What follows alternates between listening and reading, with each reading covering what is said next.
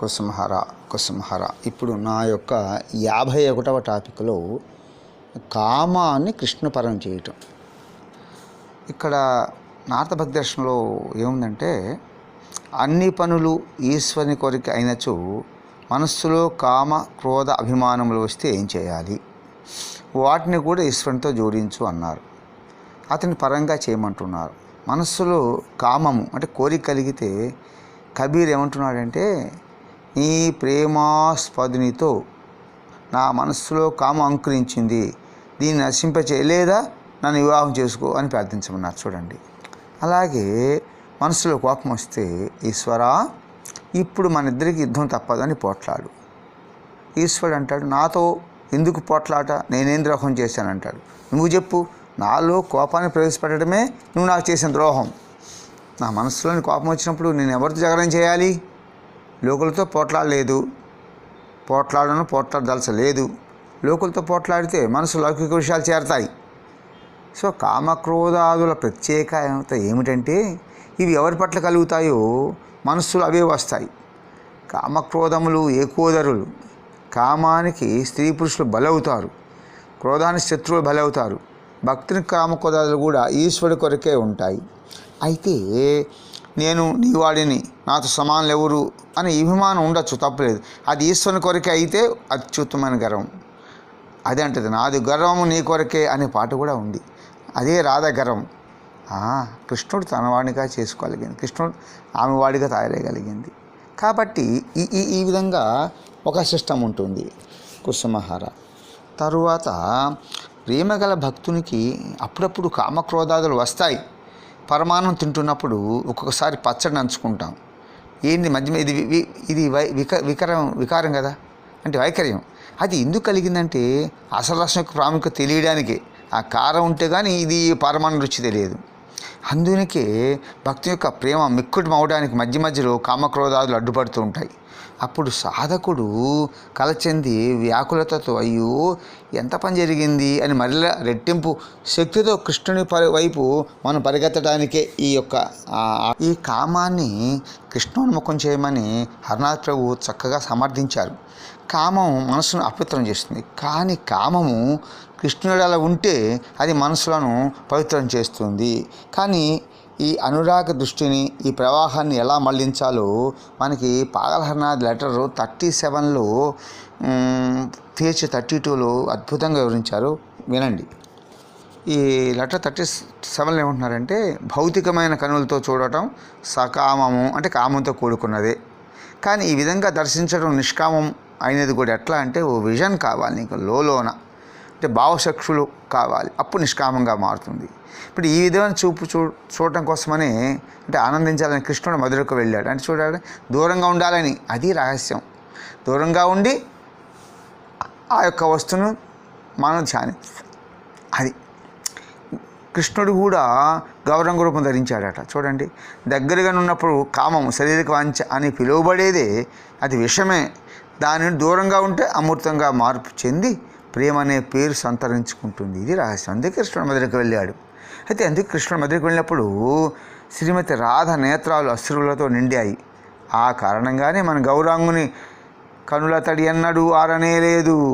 ఇదే నిజం కాకుండా పోతే, ఇంతటి ఆనందమే లభ్యం కాకపోతే ఎవరికైనా నా వృంతరాళంలో స్థానం ఇచ్చాను, ఆమెను విడిచి ఎక్కడైనా ఉండగలనేమో.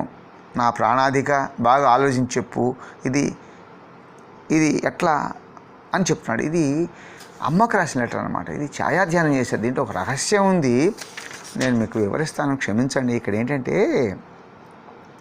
పురుషుడు ప్రకృతి పురుషునిగాను అయిపోతే ఇది నిత్యపరతత్వం అంటారు. ఇద్దరు ఏకమైన రూపం అంటారు. ఇది రాధాకృష్ణుడు చేశారు. అట్లా మన హరనాథ్ ప్రభు కూడా ఛాయాధ్యానం చేశారండి. దూరంగా కాశ్మీర్లో ఉన్నాడు, అమ్మ సోనామికలో ఉంది. ఇద్దరు ఒకరినొకరు తలుచుకుంటూ ఇద్దరు ఏకమైపోయారు. ఆ ఇరువురు ఏకమైన రూపమే.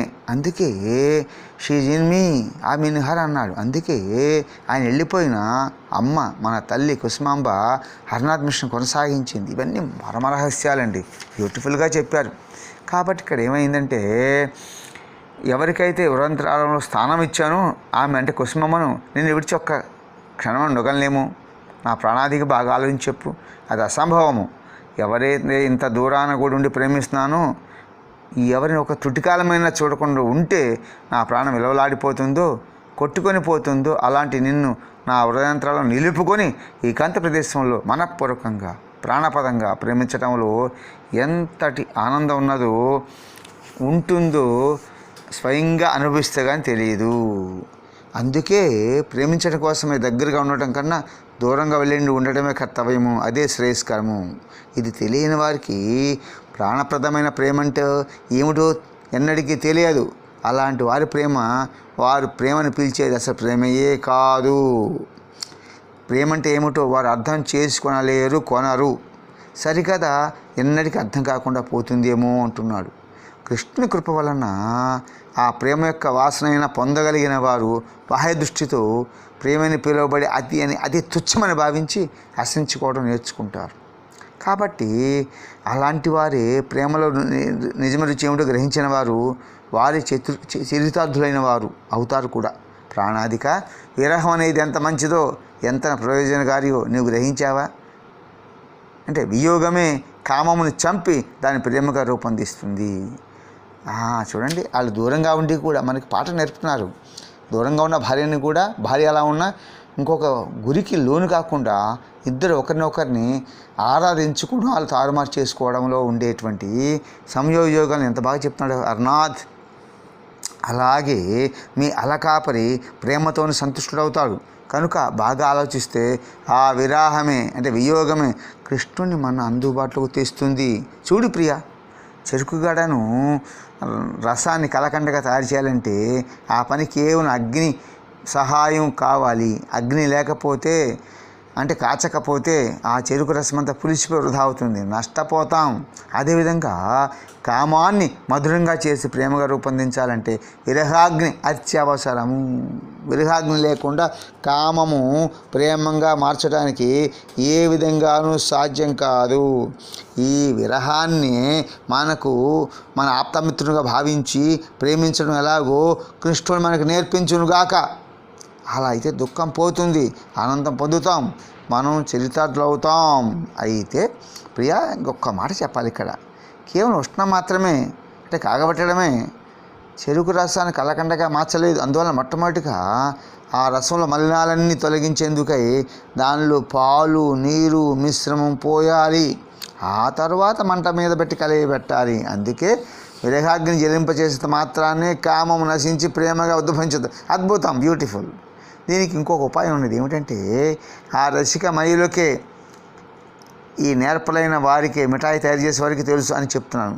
అందువల్ల ఇక మహాజనుల సాంగత్యం అవసరం. వారు ద్రష్టలు ఏ మార్గం అనుసరించారో ఆ మార్గం చూడగలిగితే భాగ్యం మనకి ఎప్పుడైనా ఉన్నదో తెలియదు. అలా అయితే నీవు వినదలుచుకుంటే నీకు ఒక విషయం చెప్తాను. ఇరువురు తమ హృదయాల ఫలకాల మీద రెండో వారి స్వరూపాన్ని పదిలపరుచుకోవాలి. ఒక్కరుగా మిళితమైపోవాలి. ఇదే జయదేవుడు చేసిన పని. అద్భుతం, జయదేవుడు చేసిన పని. అంటే పద్మావతి చూడండి ఎంత గొప్పదంటే, పద్మావతికి జయదేవుడు చనిపోయాడని మరణవార్త వినగానే ఆమె ప్రాణం వదిలేసింది. వెంటనే ఒత్తిదే ఎవరో కావాలని చేసిన పని. అప్పుడు భయపడితే జయదేవుల వారు ఏమన్నారంటే, బతికున్నాడని చెవులు చెప్పగా మళ్ళా బతికింది. ఇట్లా ఒకరుగా మిళితమైపోవాలి. పురుషుడు ప్రకృతిగాను అంటే స్త్రీగాను, ప్రకృతి పురుషునిగాను అయిపోవాలి. ఇదే నిత్య పరతత్వము, ఇరువురు ఏకమైన రూపము. రాధే కృష్ణ. చూసారా? పై విధంగా ఆలంప చేయగలిగితే విరహము ఒక్కటే. దీన్ని గ్రహిస్తే ఆ పైన తెలుసుకోవలసింది ఏమీ ఉండదు. ఇది బృందావనం చేరే మార్గము అంటున్నాడు. ప్రాణప్రదంగా ప్రేమించే ఏ వస్తువునైనా దగ్గరగా ఉంచుకుంటే హృదయంత్రాళంలో నిలుపుకొని ప్రేమించడం కుదరదు. దగ్గరగా ఉన్నప్పుడు సాక్షాత్తు ఆ రసిక సేకరణకి సాధ్యం కాదు. అందుకే కృష్ణ మధురకు వెళ్ళాడు. ఇది రహస్యం. ఇక నా విషయంలో నేరుగా చెప్పాలి. చూడండి ఎన్ని రహస్యాలు ఉన్నాయండి. నేను నారద భక్తి దర్శనంలో కూడా చూచాకి చెప్పడానికి ఎంత ఎవరనగా ఇవ్వాల. బ్యూటిఫుల్ బ్యూటిఫుల్ అర్నాథ్. ఆ కృష్ణుడు మరలో చెప్తున్నాడు. లేకపోతే ఎవరు చెప్తారండి ఇవన్నీ కూడా ఈ రహస్యాలు. కాబట్టి ఈ విషయంగా ఆలోచించి చూడు. తన మురళీనాదంతో వ్రజగోపికలను వనంలోకి ఆకర్షించి రప్పించిన కృష్ణుడు ఒక్క క్షణం వరకు ఎవరి వియోగ బాధతో తాను అత్యంత వ్యాకులైనాడు. ఆ గోపికలు తీరా తన దగ్గరకు రాగానే వారిని ఎంతగా మందలించేవాడు, ఎంతగా ఏడిపించేవాడు. వనాళ్ళు అటు ఇటు తిరిగేటట్లు చేసి ఎంతగానో కష్టపెట్టాడు. ఈ కారణంగానే దగ్గరగా ఉంటే ఉండనిస్తే ప్రేమ సన్నగిలుతుంది. అందుకే రసికులైన భక్తగణం అన్నారు, ప్రాణాధిక మహాజనుల మాటకు పైన చెప్పాను, ఇక మహాజనుల పనులు కూడా చూడు. ఎవరి గురించి ఏం చెప్పమంటావు? కాబట్టి మీ కృష్ణ విషయాన్ని గమనించు.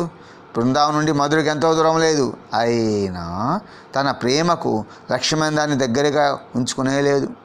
ఎవరు? రాధాదేవిని. అందుకని మన గౌరాంగుడి ఇచ్చేందులు కూడా అదే.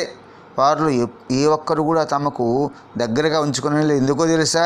కేవలం విరహంతో దుఃఖించడానికే, కేవలం అపరూప సౌందర్యాన్ని గురించి ఏకాంతంగా ఏకాగ్ర చిత్తం ధ్యానించకోసమే. ఇది ఏకాంతం, ఏకాగ్రత చిత్తం అనేది దీనికి అవసరం.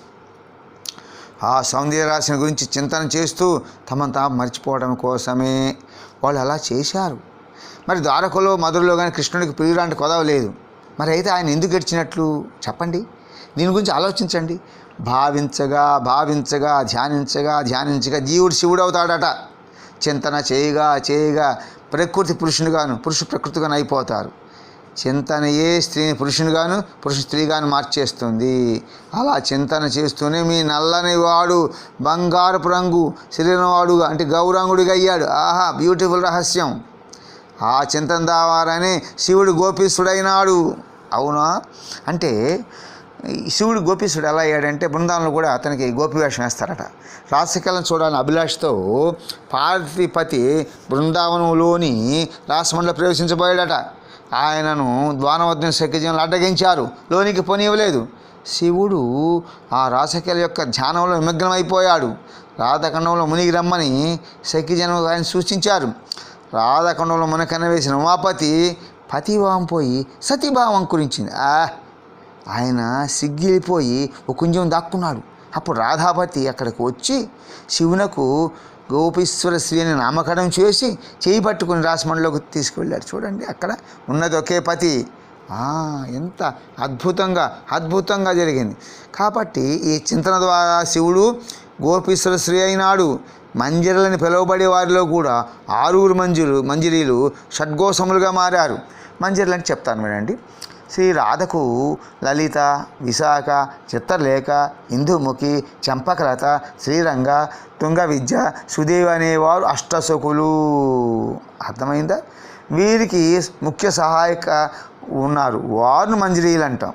అదే మొత్తం 27. మరి ఈ 27లో 6 షడ్గోస్వాములైనారు. అంటే ఎవరు? షడ్గోస్వాములు అంటే ఎవరు? శ్రీల సనాతన రూప జీవ రఘునాథ దాస, రఘునాథ భట్ట, గోపాల భట్టాచారి. అద్భుతమైన వాళ్ళు. ఇదే గౌరాంగులకు ఆంతరంగికులు అంటున్నాడు. ఇక్కడ చూడండి, హరనాథ్ రాస్తాడు, అమ్మకు నా ప్రాణపు బొమ్మ, మనం పరస్పర చింతన ద్వారానే ఏదో ఒక రోజు నీవు నేనైపోతాను, నేను ఇవైపోతాను అని చెప్తాను. చూడండి, కాబట్టి మనం జాగ్రత్తగా ఆలోచించండి. ఈనాడు ప్రేమికులు అంటున్నారు. భార్యాభర్తలు దూరంగా ఉండవచ్చు, కానీ ఎలా జీవించాలి చూడండి, ఎంతటి ప్రేమ పొందాలో చూడండి. బ్యూటిఫుల్. స్త్రీ కానీ ఇంకో పురుషుడు కానీ ఇంకొక వైపు మళ్ళకుండా చెప్పే రహస్యం అండి, అద్భుత రహస్యం అండి. ఇది ఎట్లా ఉంది చూడండి. ఈ విషయాన్ని మిథ్యాని అసత్యమని భావించరాదు. నా హృదయంలో విషయం నాడు బయటకు వచ్చేసింది. హృదయం బద్దలైపోతున్నా కూడా దీని రహస్యాన్ని ఇప్పటి వరకు బయట పెట్టలేదు. ఇది గుప్తధనాన్ని నేను బహిర్గతం చేశాను. చాలా జాగ్రత్తగా ఉండాలండి. ఆయన క్లియర్గా చెప్పాడు. మాలా చదువుతున్నా చూడండి, ఈ గుప్తధనాన్ని నేను బహిర్గతం చేశాను అని చెప్పేశాడు. కాబట్టి నీ హృదయంలో జాగ్రత్తగా దాచుంచుకో ప్రియా అని చెప్తున్నాడు. ఏ శత్రువులు చేతిలో కూడా ఈ లెటర్ పడనివ్వకన్నాడు. లెటర్ అంటే ఏంటి? 6 శత్రువులు అరిషడ్ వర్గాల్లో పడనీబాకు, సావధానంగా ఉండు, గోప్యంగా ఉంచేందుకు ప్రయత్నం చేయి. అలా ఉంచుకోలేకపోతున్నాను. ఆహాహా, ఎంత బాగా చెప్తున్నారు చూడండి. ఇంత దూరంలో కూడా ఉండి నేను ఈ పరిస్థితులు ఉండకపోయినట్లయితే నేను ఆత్మరంగా ఇదివరకే చచ్చిపోయి ఉండేవాడిని. కుసుమహరా ఇందుకే చెప్పాను. అర్థమైందా? ఈ ఉత్తరాన్ని జాగ్రత్తగా భద్రపరిచించు, వాటిని హృదయంలో అతి గూఢమైన స్థానంలో భద్రపరిచి ఉంచుతాను, ఆశిస్తున్నాను అని క్లియర్గా చెప్పాడు. సో కామం మనసును అపవిత్రం చేస్తుంది, కానీ కామం కృష్ణుడలో ఉంటే అది మనసు పవిత్రపరుస్తుందనే విధానాన్ని బ్యూటిఫుల్గా చెప్పాడు హరనాథ్.